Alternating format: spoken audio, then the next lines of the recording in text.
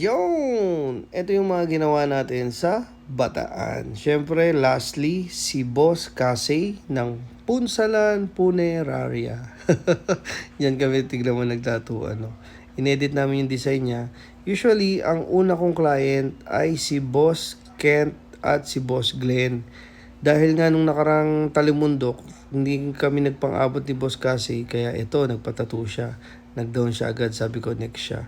So, inedit namin to. Then, gusto niya kasi yung family na twins niya at asawa niya. And then, itong background ng isang sunset, sunrise. Yan, nakalive yan sa Meo TV FB page from start to finish. Napakabuti mo, boss. Maraming salamat po sa inyo mag-asawa. At ito pa, may alak pa. Hennessy. Sheesh! Ayun yung puneraria nila.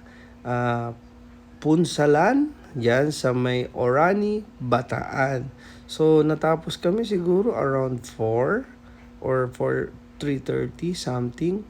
Kasi after kong tatuan si Boss Kent at Glenn, ay siya yung ninext ko.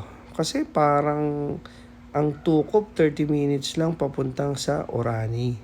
Yan. Kaya lagi ko sinasabi kung saan ako pupunta para makatisod pa tayo ng ibang client dahil we are always on the go 24/7. Ito naman yung tattoo ni Boss Glenn. Sad to say, hindi to natapos kasi hindi komportable si Bossing sa sakit. Siguro pagod, kaya yung mga detail hindi natin masyadong natapos. Pero para naman kay Bossing is okay naman sa kanya. In progress yan, bali full sleeve yan. Nakalive din yan sa Mewo TV FB page from start to finish. Pero aminado naman ako na hindi natin natapos yung mga part by part. So, ayun. Salamat, Boss Glenn. Napakabuti mo. Ito naman si Boss Kent, yung tinatuan natin ng Jesus Christ na nakaraan. Sad to say din, hindi rin natapos. Siguro 50 minutes lang yan. Yung mga detail hindi natapos eh. Boss Kent Vergara, maraming salamat.